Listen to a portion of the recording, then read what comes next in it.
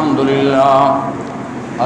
لله وكفى وسلام على عباده الذين اصطفى أما بعد فأعوذ بالله من الشيطان الرجيم بسم الله الرحمن الرحيم قد أفلح المؤمنون الذين هم في صلاتهم خاشعون وقال النبي صلى الله عليه وسلم من ترك الصلاة متعمدا فقد كفر وقال النبي صلى الله عليه وسلم الصلاة معراج المؤمن عن علي رضي الله تعالى عنه قال سألت رسول الله صلى الله عليه وسلم عن سنتي وقال وقرة عيني في الصلاة سبحان ربك رب العزة عما يصفون وسلام على المرسلين والحمد لله رب العالمين اللهم صل على سيدنا محمد وعلى آل سيدنا محمد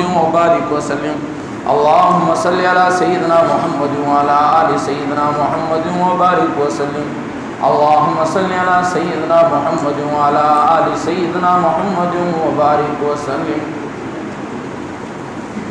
تیری محفل بھی گئی چاہنے والے بھی گئے، تیری محفل بھی گئی چاہنے والے بھی گئے، سب کی آہیں بھی گئی، صبح کے نالے بھی گئے، سب کی آہیں بھی گئی، صبح کے نالے بھی گئے۔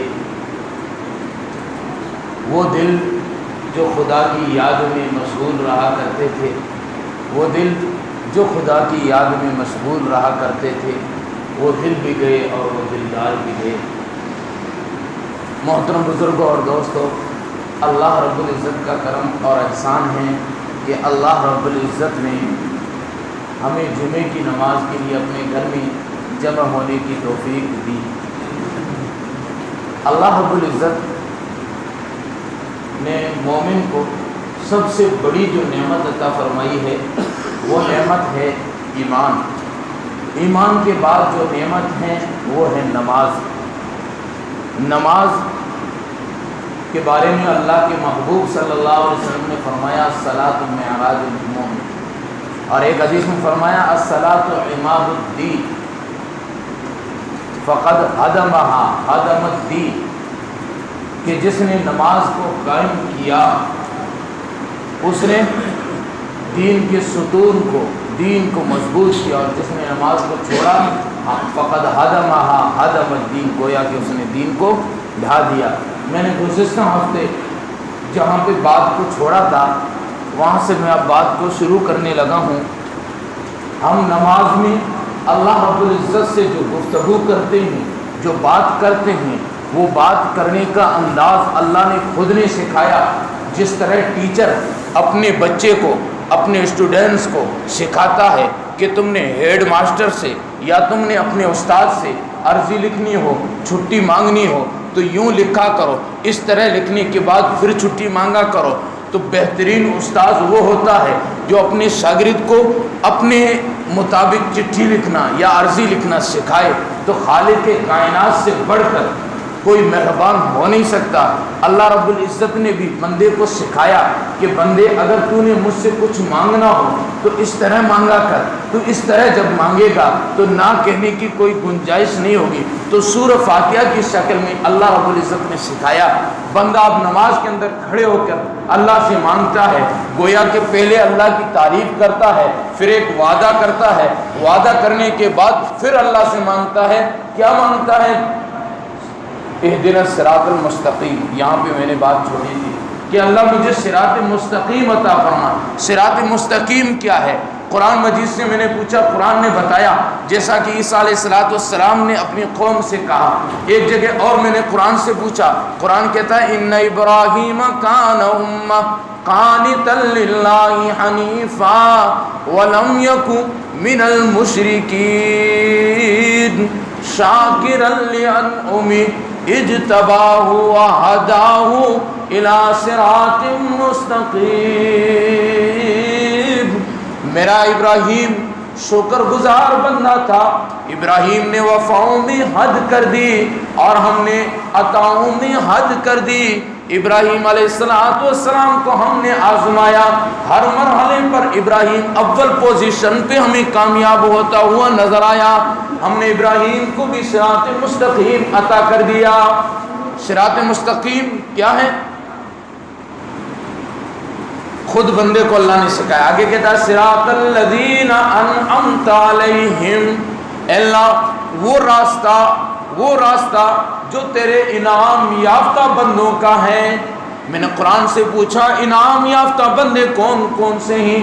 قرآن نے کہا الذین انعم اللہ علیہم من النبیین والصدیقین والشہداء والصالحین. قرآن سے میں نے پوچھا کہ انعام یافتہ لوگ کون ہیں؟ قرآن نے 4 طبقے بیان کیے ہیں.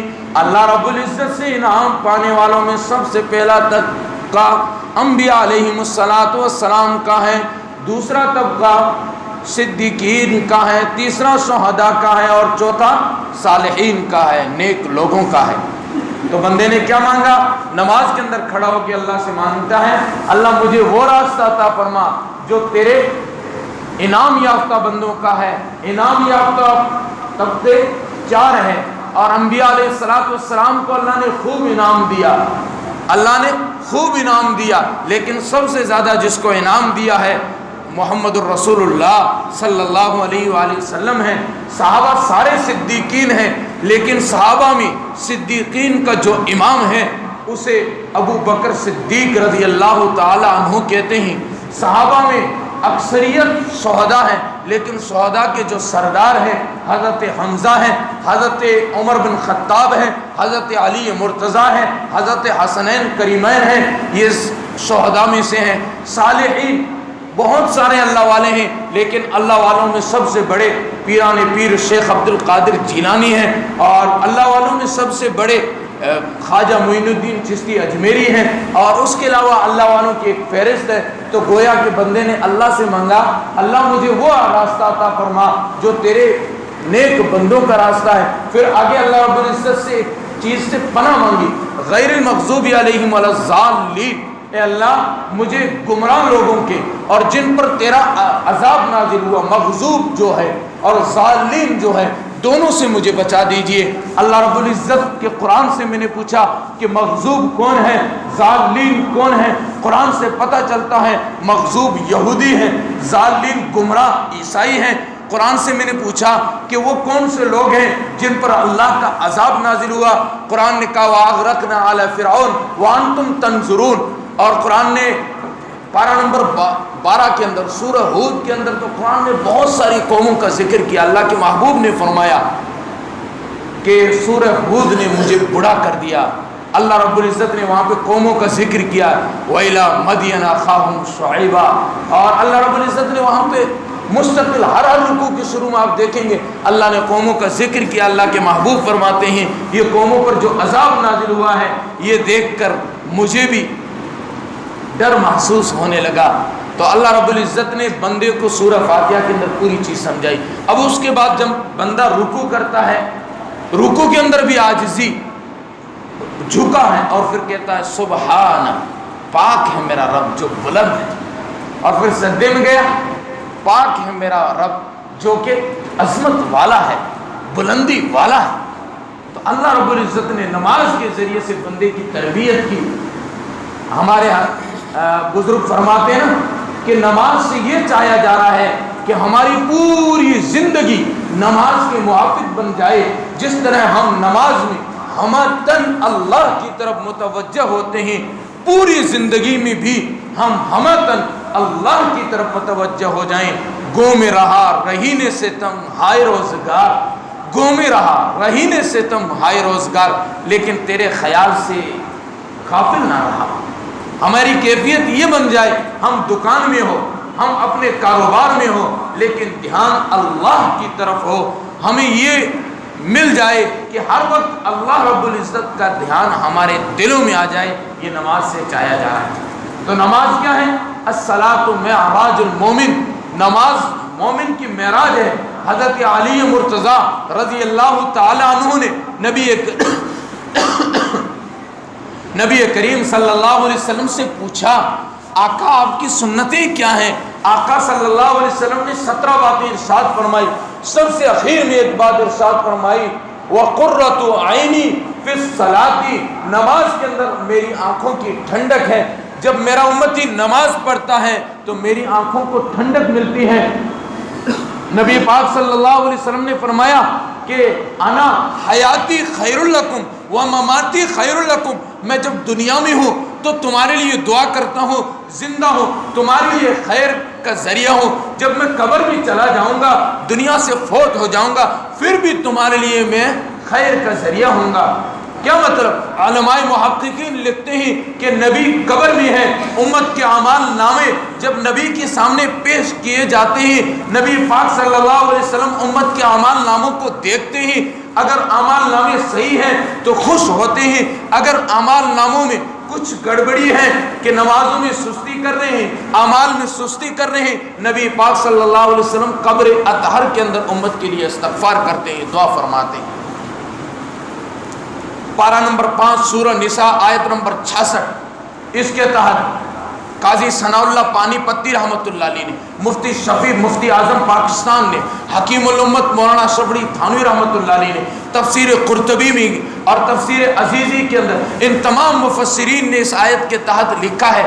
حضرت علی مرتضیٰ رضی اللہ تعالیٰ عنہ، یہ قول لمبا ہے، اس کی فہرست انشاءاللہ کبھی اور موقع پر میں پیش کروں گا، لیکن اشارتاً آج یہ بات عرض کر لوں کہ اللہ کے محبوب صلی اللہ علیہ وسلم قبر اطہر کے اندر آج بھی امت کے لیے دعا کرتے ہیں، امت کے لیے استغفار کرتے ہیں.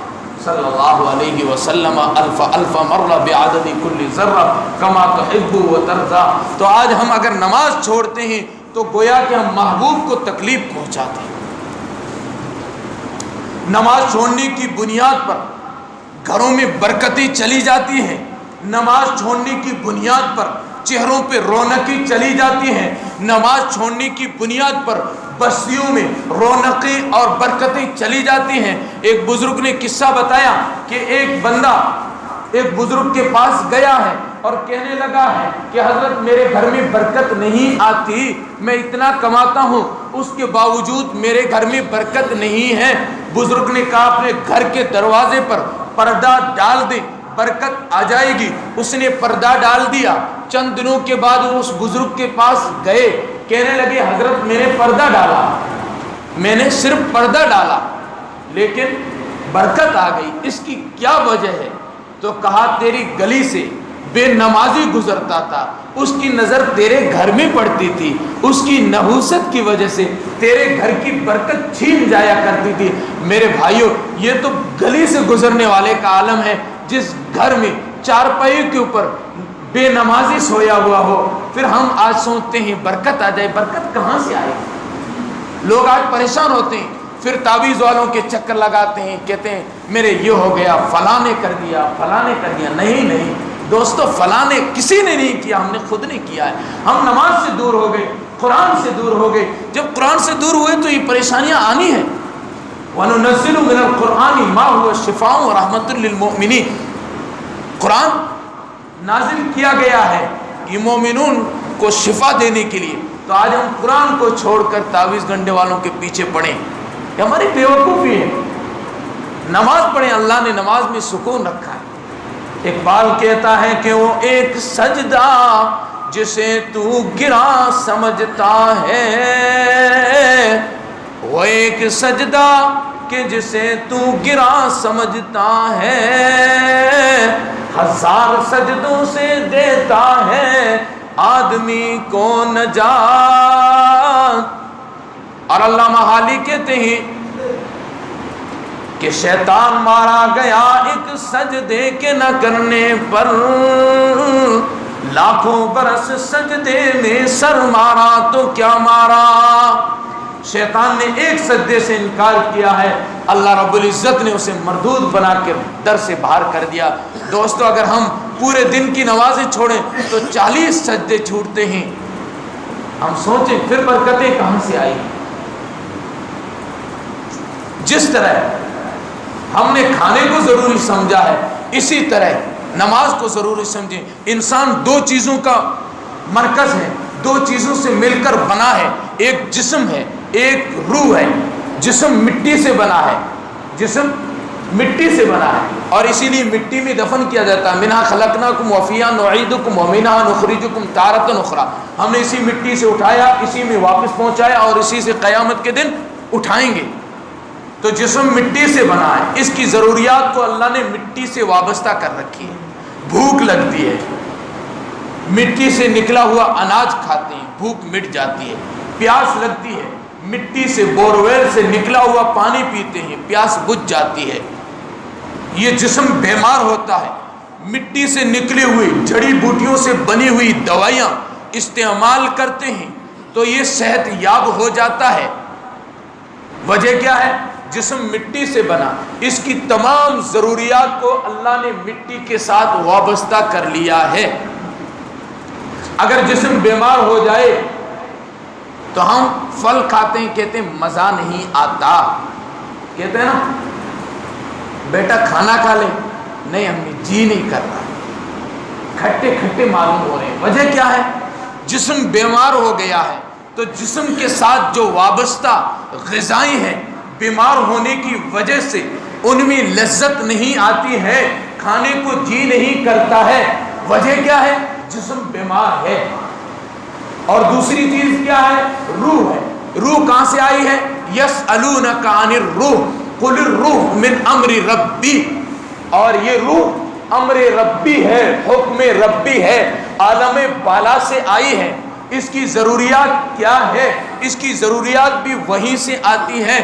نماز پڑھنا روح کی غذا ہے, روزہ رکھنا روح کی غذا ہے, تلاوت کرنا روح کی غذا ہے, اور قرآن مجید کی تلاوت, ذکر, اذکار, یہ ساری چیزیں جو ہیں روح کی غذا ہے. اور جب روح بیمار ہو جائے تو پھر ذکر کرنے میں مزہ نہیں آتا ہے, نماز پڑھنے کو جی نہیں کرتا ہے, ہاں تلاوت کو جی نہیں کرتا ہے, ذکر کرتے ہی حلاوت نہیں آتی. دوستو, جس خالق نے کھٹے لیمو کے اندر ذائقہ رکھا ہو, جس خالق نے آم کے اندر ذائقہ رکھا ہو, کیا اس نے اپنا نام بے ذائقہ بنایا ہے؟ کیا اس خالق نے قرآن کو بے ذائقہ بنایا ہے؟ کیا اس خالق نے نماز کو بے ذائقہ بنایا ہے؟ نہیں نہیں, نماز میں ذائقہ اور لذت ہے, لیکن روح بیمار ہونے کی وجہ سے ہمیں وہ لذت محسوس نہیں ہوتی. جس طرح جسم بیمار ہو جائے تو اس کو دنیاوی لذتوں کی چیزوں سے لذت نہیں ملتی, بالکل اسی طرح روح اگر بیمار ہو جائے نماز پڑھنے میں بھی مزہ نہیں آتا. روح کا علاج کرنے کی ضرورت ہے. جسم بیمار ہو جائے, ہم اپنے اڑوس پڑوس کے ہاسپٹلوں میں اس کا علاج کرواتے ہیں.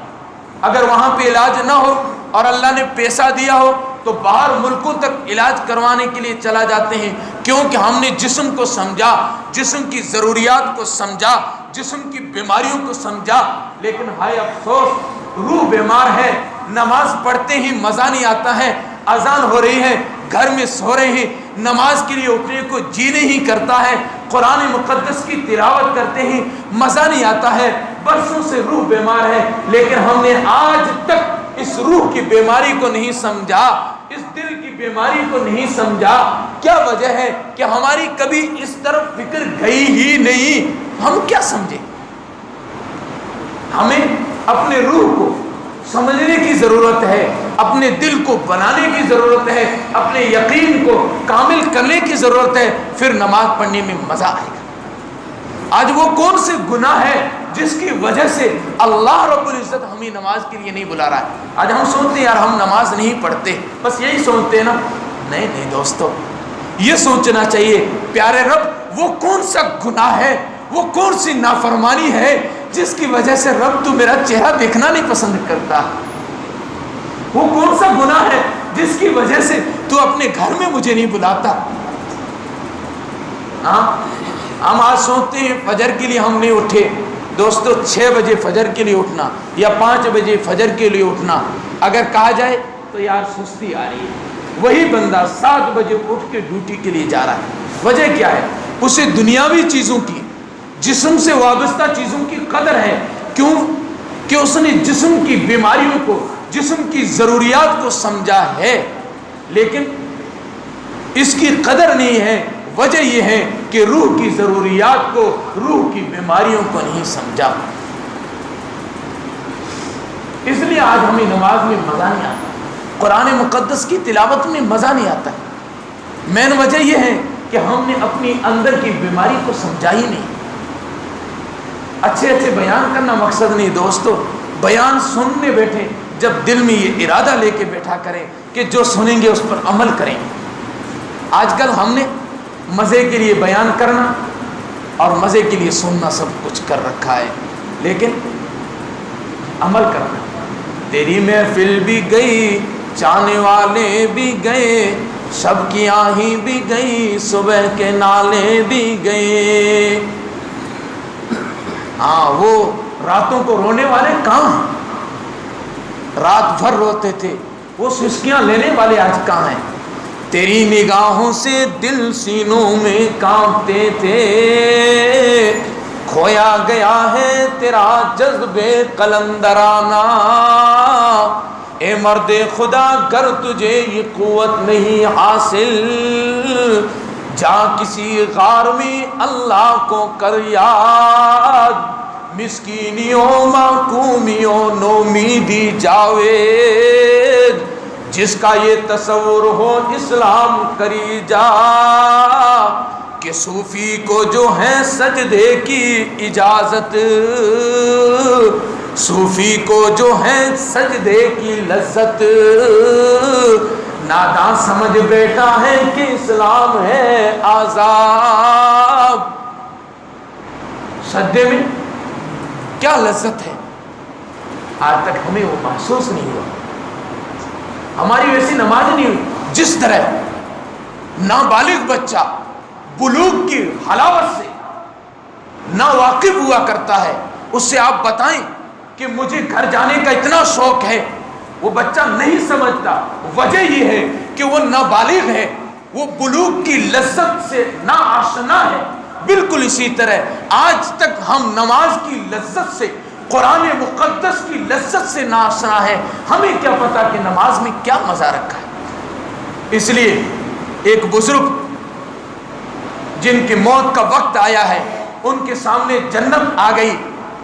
وہ کہنے لگے زندگی بھر میں نے اس جنت کو ٹھکرا دیا ہے، آج یہی باغات آ گئی، میں نے ان باغات کے لیے سجدے نہیں کیے ہیں، سجدے میں نے اللہ کے لیے کیے ہیں، اس کا دیدار میں چاہتا ہوں، میں کیا کروں ان باغات کو. ایک اور بزرگ گزرے ہیں، قریبی زمانے کے گزرے ہیں، پانی پت کے رہنے والے تھے، آخری وقت ہے. ان کی بیٹی فاطمہ بہت پیار کیا کرتے تھے. آئی کہنے لگی ابو، اور وہ اللہ رب العزت سے اتنے بات کرنے میں، اللہ کا ذکر کرنے میں اتنے مست تھے انہیں پتہ ہی نہیں چلا. اس نے بچی نے 2-3 بار کہا، پھر کہا ابو میں آپ سے نہیں بولتی، میں آپ سے ناراض ہو گئی ہوں، آپ مجھ سے بات نہیں کرتے، میں بھی آپ سے بات نہیں کرتی. رونے لگ گئی. ماں نے کہا بیٹی روتی کیوں؟ کہا ابو مجھ سے بات نہیں کرتے، میں ابو سے بھی نہیں بات کرتی. تو ماں نے کہا بیٹی چل میں بات کراتی ہوں. کہا آپ سنتے ہیں، بچی سے بات کریں نا، بچی آپ سے ناراض ہو گئی ہے.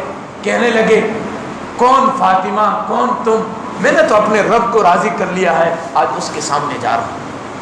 ایک بزرگ گزرے ہیں سلسلہ عالیہ نقشبندیہ کے، وہ فرماتے ہیں کہ اللہ رب العزت مجھ سے پوچھیں کہ میرے بندے اپنے اعمال کے بدلے میں کیا چاہتا ہے، تو لوگ تو حور و غلمان مانگیں گے، جنت کے باغات مانگیں گے، لیکن میں اللہ سے صرف ایک چیز مانگوں گا، ربا تیرے عرش کے نیچے مصلی کی جگہ دے دے، میں نماز پڑھا کروں. واقعتاً انہیں نماز کے اندر لذت ملا کرتی تھی. یہی تو وجہ تھی نا، اللہ کے محبوب پوری رات نماز پڑھتے تھے. فاطمہ الزہرا رضی اللہ تعالیٰ عنہ پوری رات نماز پڑھتی رہی. سردیوں کی رات تھی، 2 رکعت کی نیت باندھی ہے، سلام پھیرا ہے، صادق کا وقت ہو گیا ہے، ہاتھ اٹھائیں پیارے رب تیری رات کتنی چھوٹی ہے، میں نے 2 ہی رکعت کی نیت باندھی تھی، تیری رات ہی مکمل ہو گئی. مزہ آتا تھا ان کو نماز پڑھنے. اور حقیقت بات ہے ہم سب آج اس سے محروم ہیں. ہمارے بزرگ کہتے ہیں نا کہ 2 رکعت پڑھ کے اللہ سے نماز کی حقیقت کو مانگو. اللہ ہمیں یہ حقیقت عطا فرما. اللہ کے محبوب صلی اللہ علیہ وسلم کے بارے میں آتا ہے نا، اللہ کے محبوب تہجد پڑھنے کے بعد تھوڑی دیر سو جایا کرتے تھے. اس کی وجہ کیا ہے؟ علماء کہتے ہیں کہ تہجد پڑھنے میں اللہ کے محبوب صلی اللہ علیہ وآلہ وسلم اتنے مست ہو جایا کرتے تھے، اور اللہ کے محبوب صلی اللہ علیہ وسلم اللہ سے باتیں کرنے میں اتنے مستغرق ہو جایا کرتے تھے کہ پھر آرام اس لیے کیا کرتے تھے کہ وہ جو کیفیت بنی ہوئی ہے وہ کیفیت ذرا نیچے کو آ جائے اور پھر عام لوگوں سے بات کر سکے. مولانا شبری تھانوی رحمۃ اللہ علیہ کہتے ہیں کہ شیخ الہند محمود الحسن دیوبندی رحمۃ اللہ علیہ سے ایک دن میں نے کسی بارے میں سبق کے بارے میں پوچھا. حضرت تہجد پڑھ کے واپس آ رہے تھے، میں وہیں کھڑا ہو گیا کہ آج یہ مسئلہ پوچھنا ہے. حضرت نے کہا کہ تقریر شروع کر دی اور دلائل دینے شروع کر دیے. کہا کہ میرے تو دماغ میں ایک بھی بات نہیں بیٹھی، پتہ نہیں کیا حضرت کہہ رہے تھے، اتنے دلائل دیے میری سمجھ میں ایک بھی بات نہیں آئی. 1 گھنٹے تک دلائل دیے. مجھے کہا سمجھے؟ میں نے کہا نہیں. کہا بیٹے اس وقت سمجھو گی بھی نہیں. وجہ کیا تھی؟ وہ نماز پڑھنے میں اللہ رب العزت کی معرفت میں اتنے مست ہو جایا کرتے تھے، لوگوں کو ان کی باتیں بھی سمجھ میں نہ آئیں. اللہ رب العزت ہمیں بھی نماز کی وہ حقیقت عطا فرمائے جو صحابہ رضوان اللہ علیہ مجمعین کو ملی تھی. تو سب ارادہ کریں انشاءاللہ ہم نماز کی پابندی کریں گے. ہم حقیقت ایک بات کہتا ہوں کہ ہم جمعے کے دن تو بھیڑ کر لیتے ہیں اور وہ بھی خطبے کے ٹائم آرام سے جاتے ہیں. نہیں دوست، جس طرح ہم جمعے میں بھیڑ کرتے ہیں اسی طرح ہر نماز میں بھی بھیڑ کریں. سمجھنے کی بات ہے. بار بار میں نے پچھلے ہفتے بھی عرض کیا تھا، آج بھی عرض کروں، یہ کہنے کی باتیں نہیں، یہ دلوں میں سوچنے کی باتیں ہیں کہ ہم اپنے جسم کا خیال رکھتے ہیں، روح کا بھی خیال رکھیں. اب رمضان المبارک کا مہینہ آ رہا ہے، اس مہینے کی تیاری بھی کریں. اللہ رب العزت ہو سکتا ہے اس مہینے کی بدولت ہمارے دلوں کی کایا پلٹ دے اور ہمیں اپنے نیک بندوں میں شامل فرما دے. اللہ رب العزت کہنے سننے سے زیادہ عمل کی توفیق نصیب فرمائے. وآخر دعوانا الحمدللہ رب العالمین.